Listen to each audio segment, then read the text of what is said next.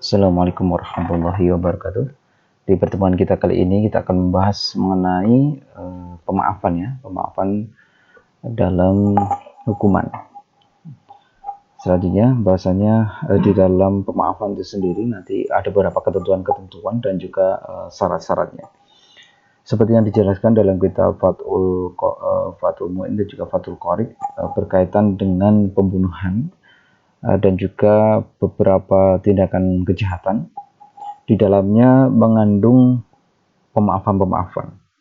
Jadi di dalam bab jinayah atau bab masalah kriminalitas dijelaskan min qatli wa qatlin wa ghairihima wa qatlu zulman akbaru kabair ba'da kufri wa bil qawdi wa bil afi la tabaqa mutalabah. Jadi di sini lebih menerangkan bahwasanya taubatnya seorang pembunuh saja diterima gitu ya. Sebab misalnya taubatnya seorang kafir, walaupun pembunuhnya itu adalah seorang kafir gitu ya, seorang kafir membunuh, nah ini apalagi seorang muslim yang membunuh, itu otomatis ketika dia memang mengakui perbuatannya dan juga menerima konsekuensi dari tindakan kejahatannya, maka pemaafan itu menjadi sangat besar sekali peluangnya.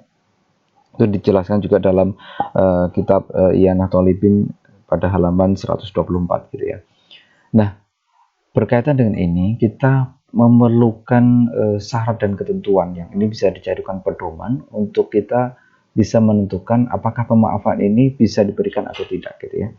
Yang pertama adalah syarat pemaafan adalah harus ada yang memberi maaf gitu. Yang memberi maaf tentunya ini harus dari korban itu sendiri jika masih hidup ataupun dari keluarga korban gitu. Selanjutnya adalah yang penerima maafnya. Ini tentunya adalah dari orang yang melakukan tindakan kejahatan ini. Yang ketiga adalah perbuatan dan pembuktian tindakan pidana. Jadi kepastiannya suatu tindakan pidana itu harus terbukti terlebih dahulu. Dalam artian sudah ada keputusan dari hakim ataupun keputusan dari pimpinan gitu ya, pimpinan negara ataupun yang diwakili oleh hakim, bahwasanya seseorang sudah dinyatakan bersalah gitu, karena melakukan suatu tindakan kejahatan gitu.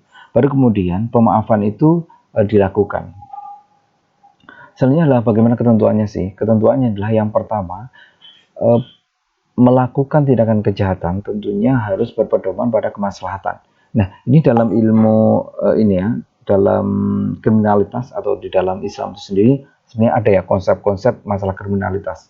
Bahwasanya di zaman Nabi Muhammad SAW sampai zaman sahabat itu ada penanggulangan kejahatan, kemudian ada pencegahan juga, pencegahan dini, kemudian bagaimana efek jera itu dimasukkan juga dalam proses menentukan seseorang apakah akan dihukum seperti apa, kemudian menggunakan tata cara yang lebih manusiawi atau menggunakan sudut pandang adat kalau di sini ya, karena masalah manusiawi ini nanti ini berkaitan juga dengan permasalahan adat, kebiasaan masyarakat sekitar, bagaimana memandang hal ini manusiawi atau tidak. Selanjutnya adalah memberikan rasa keamanan. Jadi memberikan rasa aman bagi masyarakat, kemudian juga bisa menjaga martabat dari pelakunya tersebut gitu. Selanjutnya adalah tidak melebihi batas kemampuannya. Dalam artian ketika seorang dieksekusi, misalnya dihukum cambuk, maka ada batasannya. Misalnya seorang yang dihukum cambuk kemudian dia pingsan dalam pukulan pertama, maka dalam prosesnya itu harus dihentikan gitu. Ada proses penyembuhan, kemudian nanti baru eksekusinya akan dilanjutkan lagi. Ini dalam rangka kita menghormati pelakunya juga gitu. Jadi ada aturan-aturan tertentu dalam melakukan eksekusinya. Selanjutnya adalah sesuai dengan syariat Islam. Ini harus sangat ditekankan bahwasanya dalam buku jinayat ataupun dalam masalah-masalah jinayat gitu ya, dalam hukum pidana Islam ada banyak sekali ketentuan-ketentuan dalam melakukan hukuman. Kemudian ada banyak sekali peluang pemaafan. Nah, di sini hukum negara harus mengacu pada ini. Ketika ada pemaafan, tentunya ini pemaafan yang benar-benar murni pemaafan. Ini tentunya nanti bisa dilakukan dengan pembuktian-pembuktian, itu harus tetap dilaksanakan gitu. pemaafan itu. Dalam artian hukum nanti akan dihapuskan, kemudian negara nanti memberikan ketentuan bagaimana untuk memberikan rasa aman kepada masyarakat. Jadi menggunakan konsep yang lainnya. Sehingga nanti misalnya seorang yang misalnya seharusnya dia dihukum gantung, kemudian dia dimaafkan oleh keluarga korban, lantas negara mengambil alih itu kemudian dipenjara gitu, sesuai ketentuan negara gitu. Nah, tentunya di penjara itu sendiri nanti negara melihat perkembangannya, apakah sudah ada pertaubatan, sudah ada penyesalan, sudah ada jaminan ketika seseorang dikembalikan lagi ke masyarakat, dia tidak akan melakukan tindakan kejahatan lagi gitu. Nah, di Indonesia sebenarnya sudah melakukan hal ini gitu ya. Hanya saja ini secara prosedurnya saja berbeda gitu. Sebenarnya bagaimana kita melihat secara sudut pandang. Jadi dari sudut pandang secara hukum pidana Islam itu seperti apa? Nah, kita harus melihat ini secara rasional dan empiris ya. Jadi bagaimana kita berpikir dan mengusahakan, jadi bukan masalah yang hanya terkait dengan kebenaran spiritual, teks-teks hukum yang ada termasuk teks-teks agama. Jadi seperti ini. Dalam ilmu kriminologi ataupun dalam konsep tindakan pidana ataupun tindakan kejahatan di dalam Islam, ada dua nilai yang sangat utama di sini, yaitu nilai spiritual yang itu nanti berhubungan kalau di sini berkaitan dengan masalah hudud gitu ya. Jadi beberapa ketentuan-ketentuan hukum yang memang Allah itu sendiri sudah menentukan di dalamnya. Selanjutnya adalah nilai-nilai kemanusiaan. Jadi hukum yang memang dibuat untuk manusia dan manusia memang diberi kewenangan untuk mengolah itu gitu. Jadi dalam masail fikih ya, itu dijelaskan bagaimana manusia itu mengkonsep bentuk kebenaran, mengkonsep bentuk keadilan, mengkonsep bentuk kemaslahatan gitu. Tentunya ini biasanya berlandaskan pada rasionalitas gitu ya. Selanjutnya adalah ketentuan spesifik yang tertulis secara literal dalam sumber-sumber skriptural dan autentik gitu ya. Bisa saja dianggap sebagai mekanisme penegakan moral yang oleh karenanya itu diterima sebagai sebuah solusi gitu. Jadi ini nanti akan bersifat sebagai ketuhanan atas permasalahan sosial gitu. Nah, hukum pidana Islam nanti akan berkutat juga dalam hal ini, karena mau tidak mau kita akan berkutat di dalam permasalahan ketuhanan juga. Jadi hukum-hukum yang bersinggungan dengan hukum-hukum Tuhan gitu. Nah, oleh karena itu sebenarnya selama itu masih bisa menyelesaikan permasalahan yang ada di masyarakat berkaitan dengan tindakan kejahatan, itu tidak menjadi permasalahan gitu. Jadi bagaimana kita melihat suatu hukum yang berjalan di suatu negara, kita tidak serta-merta melihat itu sebagai suatu hal yang menyalahi kemanusiaan, menyalahi keadilan, menyalahi nilai-nilai yang lainnya. Jadi kita harus melihat secara lebih keseluruhan, secara universal, bagaimana politik hukumnya, kemudian bagaimana hukum di situ diterapkan menggunakan mazhab apa dan lain-lain. Sebenarnya ada istihad yang didasarkan kepada kemaslahatan itu menjadi sangat penting. Jadi dalam masail fikih al-mustajadah ini bagaimana konsep-konsep istihad itu diterapkan di dalam hukum pidana Islam, tentunya ini berlandaskan pada kemaslahatan gitu. Jadi Indonesia itu sendiri sebenarnya sudah Islami kalau kita meninjau secara universal. Kemudian kalau kita melihat model istihsan dari Imam Abu Hanifah gitu ya, jadi bagaimana memandang dari partikular atau juz'iyah yang cabang-cabang itu dan meninggalkan ketentuan yang dalil yang umum. Ini karena konsep kemaslahatan gitu ya. Selanjutnya adalah masalah mursalah yang dikembangkan oleh Imam Malik juga. Jadi bagaimana konsep kemaslahatan itu harus sejalan dengan tujuan-tujuan agama, gitu, tujuan-tujuan syariat. Akan tapi tidak ada dalil yang melegitimasi ataupun menolong. Jadi selama masih ada ketentuan dalam bab jinayah ini atau dalam kitab-kitab jinayah dan itu tidak melanggar ketentuan agama, maka itu tidak dipermasalahkan gitu. Jadi ketika teman-teman berpikir tidak melanggar, ini dalam artian kita melihat secara keseluruhan. Jangan hanya sepotong saja. Ini sangat berbahaya gitu ya. Selanjutnya adalah metode kias. Ini yang dikembangkan oleh Imam Syafi'i. Jadi bagaimana menganalogikan. Jadi di dalam penemuan hukum itu dijelaskan bagaimana seorang hakim itu mengambil konsep keputusan, konsep permasalahan hukum yang sudah ada sebelumnya gitu. Jadi ini supaya apa? Ini supaya lebih sinkron kepada Al-Quran. Ya. Jadi Al-Quran yang terutama berkaitan dengan ayat Madaniyah, karena Al-Quran diturunkan dengan fase-fase yang berbeda-beda, maka ketentuannya juga berbeda-beda. Jadi kita melihat sebab akibatnya, ilatnya. Kita melihat tidak hanya sekedar tekstual, gitu ya. Jadi kita melihat kondisi sekarang juga. Metode itu menjadi sangat penting untuk kita bisa merespon permasalahan-permasalahan yang ada di dalam masyarakat. Tentunya harus berlandaskan pada ayat Madaniyah ataupun berlandaskan pada kitab-kitab bab jinayah ini. Nah, ini adalah salah satu ayat di surah Al-Maidah, wasariqatu wasariqatu qatta'u aydiyahuma jazaa'an bima kasaban nakalam minallah wallahu azizun hakim. Ya, ini berkaitan dengan pencurian gitu. Selanjutnya adalah ini berkaitan dengan ketentuan-ketentuannya gitu. Jadi unsur-unsur kesengajaan itu menjadi sangat penting sekali untuk kita melihat niatnya, kemudian tindakannya itu apakah benar-benar dilakukan dengan kesengajaan atau tidak gitu. Itu nanti akan sangat berpengaruh sekali dalam penentuan hukumannya, kemudian pemaafannya juga gitu. Oke, ini berkaitan dengan pencurian. Ini pencurian juga, nah bisa dibaca. Ini contoh penafsirannya tentang pencurian, gitu ya, tentang pencurian. Gitu. Nah, ini tentang pencurian. Nah, ini.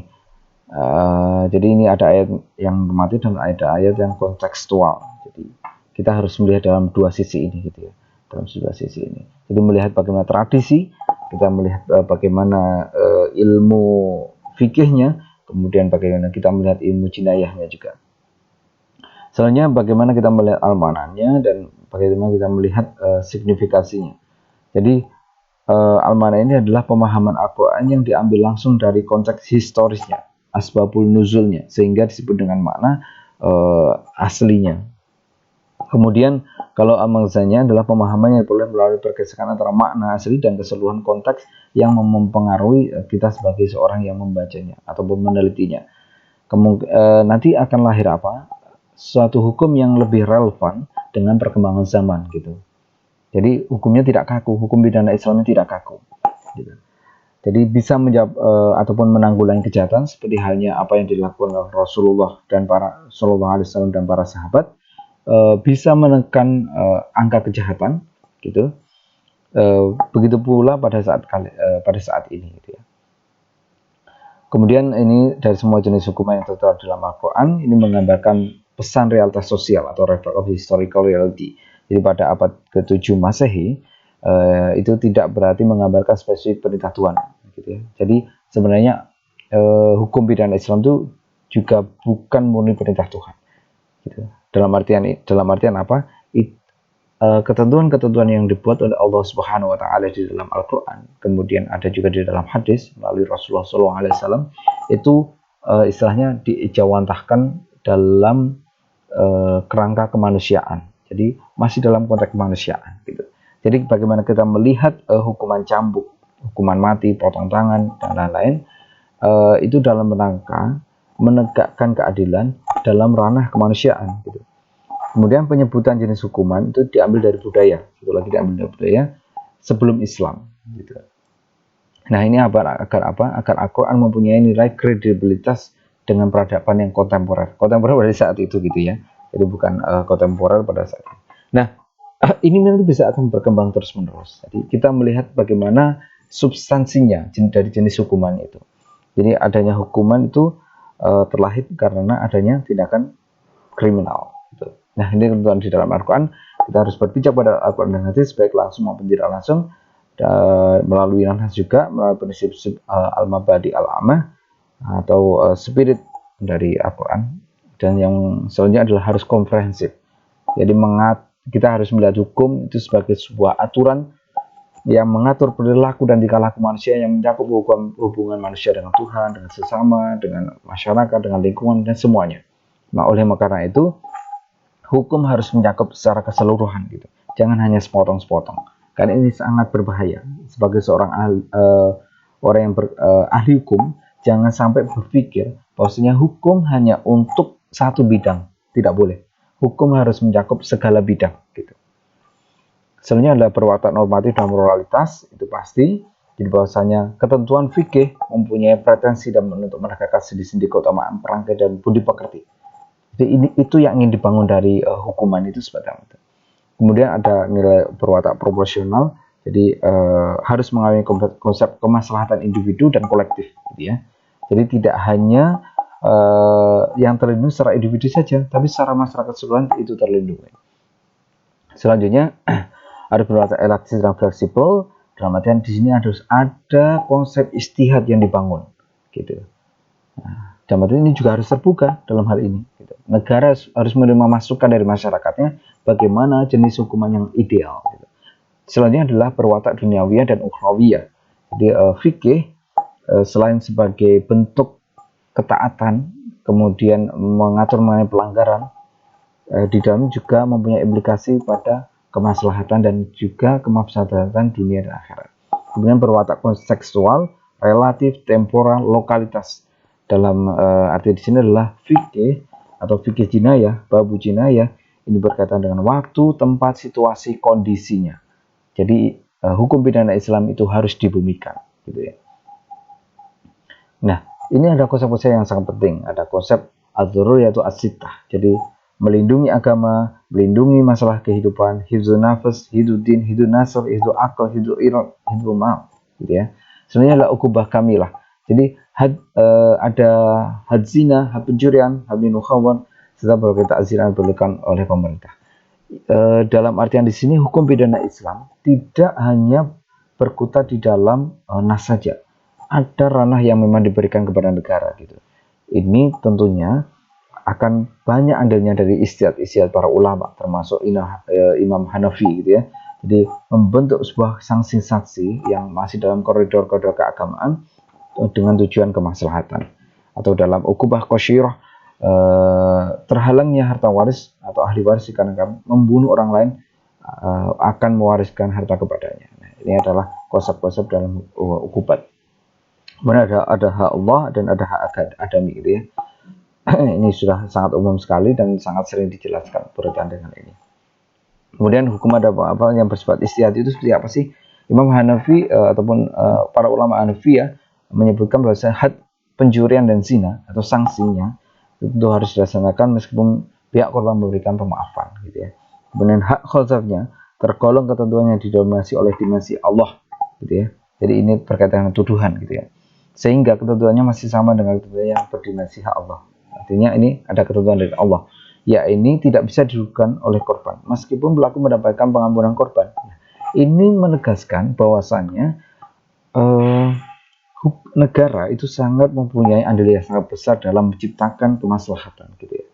Sehingga tidak melulu semua diatur di dalam hak Allah ini. Selanjutnya adalah hak kisos, termasuk dalam ketentuan yang berdimensi hak Allah dan hak adami, namun didominasi oleh hak adami kisosnya. Artinya adalah pelaksanaan hukuman kisos diserahkan kepada keluarga korban. Mereka bisa dilaksanakan kisos, bisa pula menggugurkan dengan memberikan pemaafan. Meskipun demikian, pengadilan tetap harus menggantinya dengan hukuman lain. Ini adalah yang harus kita pahami, bahwasanya ada ranah-ranah tertentu yang harus kita pelajari lebih dalam, sehingga konsep keadilan akan tercipta di dalam hukuman itu. Selanjutnya ada kedua kategori hukum sebagai Allah dan juga hak adami. Keduanya dapat digugurkan, ya. Sekali lagi, keduanya dapat digugurkan jika hak adami yang individu itu dapat digugurkan dengan pemaafan korban atau pihak yang dirugikan. Sedangkan hak Allah dapat digugurkan dengan pertaubatan individu maupun pertobatan sosial, amaliyah, sholihah, gitu. Ya. Jadi dalam hakku alahu semakna dengan hakku al-mujtama, jadi hak masyarakat. Ini karena disyariatkan untuk mewujudkan kemaslahatan. Sekali lagi, untuk mewujudkan kemaslahatan, sehingga negara itu bisa didefinisikan sebagai wakil Tuhan di bumi ini. Jadi untuk mengurusi permasalahan-permasalahan kejahatan. Dan di dalam fikih al-islami, al-jaza al-dunyawiyah atau al-qubat al-dunyawiyah, seperti hukuman ini ya, pencurian, perzinahan dan lain-lain itu, maka negara harus mengambil alih itu. Maksudnya adalah negara sebagai wakil ini, yang wakil dari masyarakat, wakil dari Tuhan, gitu. Ini sebenarnya ketentuan dari hukum pidana Islam. Kemudian ini contohnya. Jadi di para negara-negara yang menerapkan gitu ya, yang menerapkan konsep-konsep ini. Itu. Kemudian ada batas usia minimal seorang bisa dikenai jenis hukuman. Itu kalau hudud itu 18 tahun ataupun sudah mengalami pubertas gitu ya.